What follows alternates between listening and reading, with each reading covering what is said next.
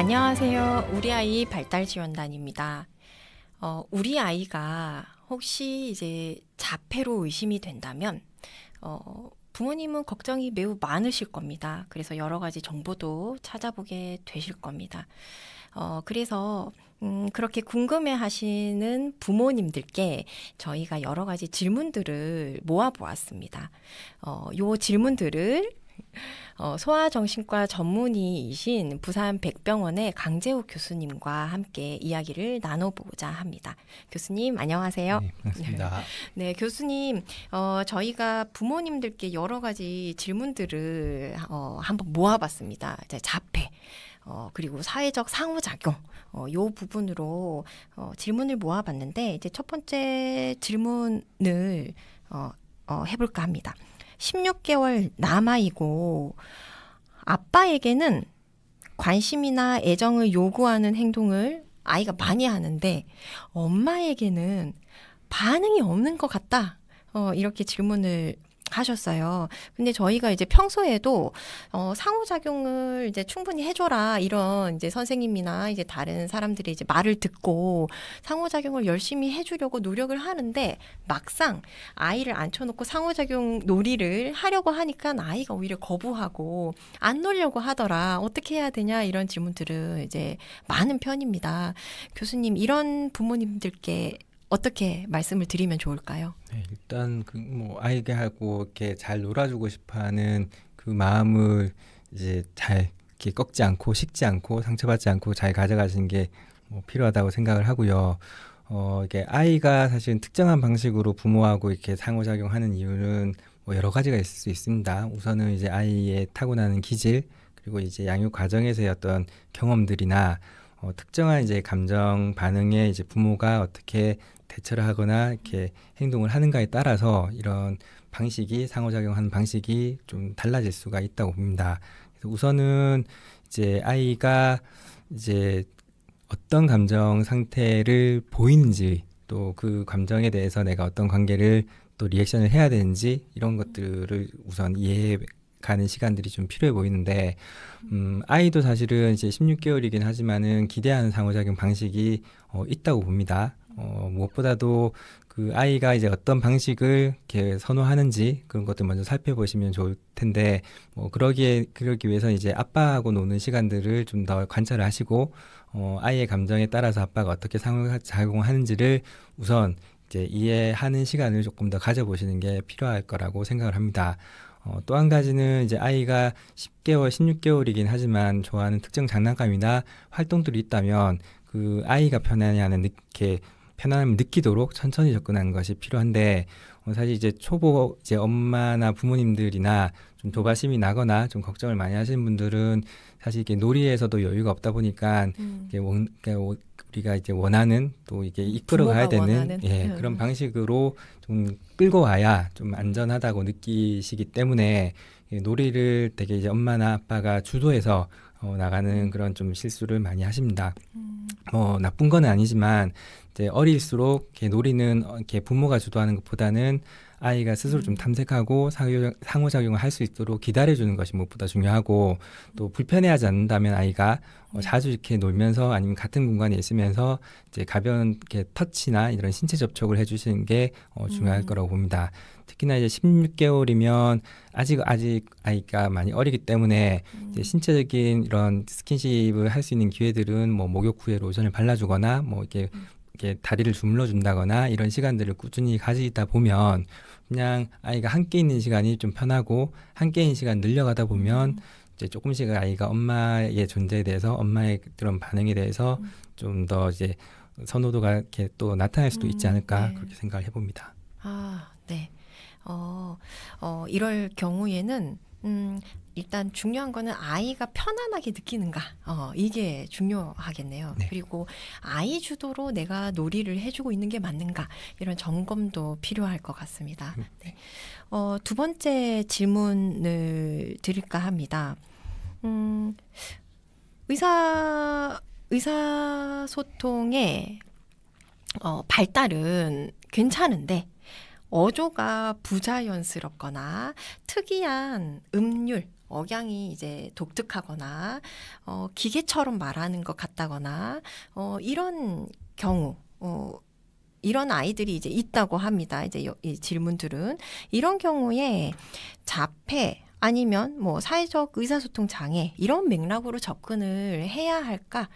이런 질문이 있습니다. 사실 이제 저희도 보면은 어디서 들은 듯한 문장을 연극을 하는 것처럼 허공에다가 이제 내뱉듯이 말을 하는 아이도 사실 덜어봅니다. 이런 아이들 우리가 자폐나 사회적 의사소통으로 보아야 하는 것이 맞을까요, 교수님? 이것도 어쨌든 좀 조심스러운 부분이긴 한데 일단 아이가 이제 말을 배우는 과정에서는 이제 연습이 필요하니까 그런 이제 문장을 따라하거나 하는 것들이 나타날 수는 있다고 봅니다. 하지만 이제 이런 말투가 이렇게 평소에 우리가 들을 때 너무 부자연스럽거나 뭐 특이한 음률로 혼잣말하듯이 이렇게 반복하는 모습을 보일 경우에는 사실은 이제 뭐 자폐 스펙트럼이나 이런 사회적 의사소통 장애와 관련이 있을 가능성이 조금 더 높다고 봅니다. 그래서 이런 좀 독특한 억양이나 독특한 말투가 나타날 때는 이렇게 전문가와 상담을 해서 정확한 평가를 받으시기를 이제 드리고요. 네. 좀 또 이렇게 이해를 했으면 좋겠다 싶은 부분은 사실 이제 자폐 스펙트럼 장애의 경우에는 이제 반향어라고 하는 특징적인 이제 행동들이 나타나는 경우가 있습니다. 이 반향어는 말 그대로 이제 다른 사람이 한 말들을 의미 없이 반복을 하거나 어딘가에서 들었던 문장을 반복적으로 말하는 경우에 보통 우리가 반향어라고 얘기를 하고 이런 것들은 이제 의사소통을 하기 위해서 또는 이게 말을 배우는 이렇게 단계에 있다기보다는 말 자체의 리듬이나 뭐 소리에 대한 관심으로 나타나기 때문에 좀 더 자폐 증상을 의미한다고 볼 수가 있겠습니다.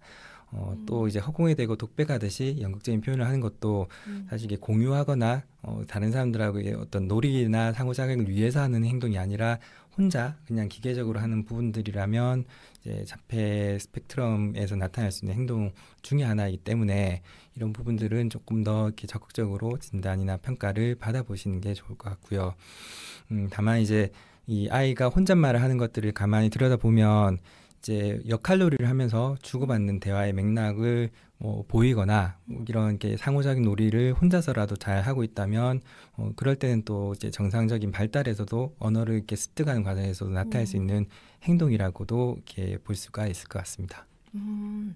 네. 그러면 이제 뭐 혼자 연극하는 것처럼 이야기한다, 안 한다 보다는 그것을 내가 맥락에 맞게 혼자 역할 놀이를 해 나가는 중에 자연스러운 그 대화인가 아니면 정말 이제 일방적인 이 그 대화인가 외운 듯한 대화인가 이런 거를 조금 구분해서 관찰을 해볼 필요가 있을 것 같습니다. 네. 세 번째 질문입니다. 42개월 남자아이고 아마 유치원이나 어린이집인 것 같습니다. 선생님하고는 1대1 상호작용할 때 상호작용도 잘 되고 놀이도 큰 어려움 없이 이제 잘 되는데 또래와 상호작용 놀이를 하게 될 때마다 이 친구가 이제 좀 행동 조절이나 감정 조절에 어려운 모습을 보이는 것 같습니다. 그래서 이런 이야기를 듣고 엄마가 집에서도 1대1로 많이 놀아줘야겠다 생각하시고 열심히 놀아주는데 집에서는 잘 된다. 집에서는 우리 아이랑 1대1로 상호작용 놀이를 할 때 놀이가 너무 잘 되는데 또래와 이런 것들이 잘 안 된다고 하면 어떻게 도와주는 게 맞는가 이런 질문이에요. 그리고 이런 질문들은 사실 이제 다른 분들도 많이 하는 질문 중에 하나이기는 합니다. 성인과는 되는데 또래와는 안 되는 경우 이런 경우는 어떻게 하면 좋을까요, 교수님? 일단은 이 아이를 이제 이해하기 위해서 제일 먼저 이렇게 고려해야 될 것은 이제 42개월 시기 이제 심리 발달이 어떤가를 살펴보는 게 이제 우선일 것 같습니다. 42개월은 사실 딱 기계적으로 나누진 않지만 이 시기는 보통 이제 자아와 이제 독립성이 발달하는 이제 시기라고 보통 이렇게 이야기를 하는데 자아라는 게 이제 간단한 개념으로는 나라는 개념이 생기는 건데 아이가 이제 그 전까지는 그런 주장을 안 하던 아이가 이제 내가 할래라는 말을 이렇게 자주 하고 또 이제 스스로 뭔가 독립성을 발휘하는 욕구가 강해지는 모습들이 나타나는 시기라고 합니다. 그래서 자기가 원하는 거를 이제 주장하는 게 늘다 보니까 자연스럽게 주변 사람들하고 이제 트러블이 생기게 되죠. 이렇게 다른 사람들의 요구나 한계를 이해하는데 어려움도 같이 있기 때문에 이 시기에는 이런 이제 자기 주장으로 인해서 갈등이 자연스럽게 생기는 시기라고 볼 수가 있겠습니다. 또 한 가지는 이제 이 42개월의 시기는 이게 정서나 이제 감정이 굉장히 풍부해지고 감정을 조절하는 것들이 이제 연습이 필요한 되게 이제 정말 중요한 시기라고 보통 얘기를 합니다. 그래서 그 전보다 훨씬 더 감정의 이렇게 표현들이 풍부해지고 다양한 감정을 인지하는 것들이 이제 나타나게 되는데 반면에 그런 감정을 조절하는 이제 뇌 발달에서 이제 그 조절을 담당하는 부분이 아직은 미숙하기 때문에 쉽게 좌절하고 쉽게 이제 화가 나면 행동을 좀 공격적으로 하는 경우들도 나타난다고 볼 수 있습니다. 또 한 가지는 이 시기의 아이들이 이제 상호작용이 이제 일어나기 시작을 하죠. 그 전까지는 엄마하고 1대1의 관계가 유지가 됐다면 이 40개월이 넘어가면 놀이도 이제 그냥 독립적으로 같이 공간에서 이게 상호작용 없는 평행놀이를 하다가 이제 4세 정도 되면 이제 서로 이제 상호작용하는 놀이가 나타나는 그래서 새로운 놀이를 배워야 되는 시기라고 보기도 합니다. 그러다 보니까 차례를 기다리는 것도 배워야 되고 물건을 양보하는 것도 배워야 되고 장난감을 공유하는 것들에 대한 이해도 아직은 부족한 시기이기 때문에 이런 게 나아가 발달하면서 내 거에 대한 소유욕, 내 거를 주장하는 그런 감정, 이게 상황들 그리고 그거를 이제 주변 사람들의 요구나 주변 환경에 따라서 이렇게 조절해야 되는 이런 감정적인 좌절 이런 것들이 정상적으로도 나타날 수 있는 시기라고 볼 수가 있겠습니다. 실은 이제 이런 경우에는 부모님들이 또 이렇게 미리 염려하시는 건 아이가 이제 너무 분노 조절 장애가 생기지 않나, 나중에 아이가 너무 공격적이게 커서 사회적인 사회성이나 이런 게 또 부족해지지 않을까 하고 걱정을 많이 하시는데 그 불안한 부모님의 심리만큼이나 아이도 많이 불안해하기 때문에 시간은 걸리지만 이것들은 아이가 이제 성장하고 있다는 신호로 좀 더 보시는 게 더 좋을 것 같다고 생각하고 이런 이제 화나는 감정을 잘 조절하게끔 가르쳐주지 줘야 되는 게 이 시기에 이제 매우 중요한 이렇게 부분이라고 보는데 피하셔야 되는 거는 이런 화를 꺾기 위해서 아이를 더 이렇게 자극하거나 위협하거나 체벌을 하게 되면 이 문제가 더 악화될 수도 있다고 볼 수가 있겠습니다. 네, 마지막 질문입니다. 30개월 남자아이입니다. 아이가 주로 줄 세우면서 놀고 사물의 각을 잡고 굉장히 완벽주의 성향이 있다. 그 문자에 대해서 관심도 굉장히 높고 자기 공간에 누군가 침범하면 굉장히 이제 과격한 반응을 보이는 것 같습니다.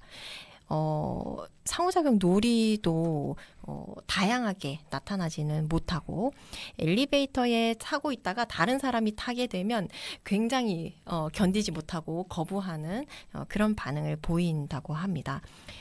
이런 아이 이 질문이 있는데요. 이런 아이 이외에도 이게 사실 이제 자기의 패턴을 벗어날 경우에 굉장히 못 견뎌하고 집착 행동을 보이고 하는 경우에 대한 상담 요청은 굉장히 많습니다. 이런 아이의 경우에 어떻게 도와주면 좋을까요, 교수님? 일단 발달 연령을 좀 고려를 해야 될 텐데 이제 30개월 아동의 경우에는 놀이나 생활에서 특정한 이제 강박 행동이나 규칙에 대한 집착 이런 것들이 이제 발달 단계에서도 종종 나타날 수 있다고 봅니다. 이 시기 아이들은 사실은 세상이 예측 가능하게 느껴지기를 원하고 자신만의 규칙이나 반복적인 행동을 통해서 안정감을 느끼는 경향이 있습니다. 네. 일단 이런 아이들의 특성을 이해하는 것이 필요하고 무조건 변화시키는 것보다는 정해진 시간이나 장소를 제공해서 거부감이 적은 규칙들을 좀 바꿔보면서 이제 유연성을 길러주는 것이 중요하다고 보고요. 특히 아까 아이처럼 이제 낯선 사람에 대한 불안이 심한 경우에는 사실 이제 기질적으로 불안한 것도 있겠지만 이제 분리불안이 있는 건 아닌가 하는 것도 좀 염두에 둬야 필요는 있겠습니다. 특히 3세 전후에는 이런 분리불안은 이제 흔하게 나타날 수 있기 때문에 엄마나 주 양육자와 이제 헤어질 때 아이가 너무 저항이 심하거나 울음이 심하거나 잠들기 어려워하거나 낯선 사람과 있을 때 더 불안해하거나 이렇게 보호자한테 너무 이렇게 강하게 의존하는 모습이 나타날 경우에는 분리불안이 좀 더 이렇게 있다고 볼 수가 있을 것 같고 뭐 이런 아이들은 특징적인 게 또 보호자와 떨어졌다가 다시 만날 때는 지나치게 달려들거나 안아달라고 요구하는 등의 모습도 나타날 수 있습니다. 그래서 이런 불안이 너무 심한 아이들은 사실은 집에서 부모님이 도와주시는 것들도 이렇게 물론 중요하지만 이렇게 놀이치료 전문가나 이런 심리치료를 통해서 아이의 불안을 좀 완화시켜주는 것들이 중요할 것 같고, 무엇보다도 이제 부모님이 이제 아이가 이런 지나친 불안들을 이렇게 보이면 부모님도 자연스럽게 이제 걱정이 더 커지고 불안을 더 많이 느끼실 수도 있습니다. 그래서 부모님 입장에서도 이렇게 꼭 기억하셔야 될 거는 아이의 불안에 조금은 더 담대해지고 좀 담담한 태도를 유지하는 것이 필요하다고 봅니다. 그래서 아이가 느끼는 불안의 크기에 사실은 엄마 아빠의 걱정 또 지나친 반응이 더해지면 사실 아이가 감당해야 되는 불안이 너무 크게 느껴지기 때문에 그래서 문제 상황에서는 가능한 이렇게 엄마나 아빠가 좀 편안한 표정으로 여유 있게 눈맞춤을 시도하고 불안을 느끼는 것들을 잘 다뤄주기 위해서는 좋아하는 놀이를 함께 하면서 이제 안정감을 평소에 많이 느끼도록 도와주신 것도 좋을 것 같고, 이럴 때는 사실은 이제 스마트폰이나 미디어 같은 이제 화려한 기계적 장치가 있는 장난감보다는 아이가 감각적으로 예민한 것들이 있다면 오감 놀이를 하는 것이 더 효과가 있을 것이라고 생각을 합니다. 네. 아, 네. 자폐의 징후같이 보이는 이런 이제 강박적인 행동이 있다 하더라도 우리가 이제 단편적인 하나의 행동만 보고 자폐다, 이 아이가 자폐인가 이렇게 생각하기보다는 먼저 이 아이의 불안을 낮추기 위한 아이가 편안함을 느낄 수 있는 이런 환경, 그리고 부모가 그렇게 느끼도록, 아이가 그렇게 느끼도록 담대하게 대처하는 것, 이런 것들이 먼저 선행이 되어야 할 것 같습니다. 오늘 교수님께서 여러 가지 이제 답변을 해주셨는데요. 이 이야기들이 이 아이의 사회적 상호작용의 어려움 때문에 고민이신 분들에게 많은 도움이 되셨기를 바랍니다. 이상 우리 아이 발달지원단이었습니다.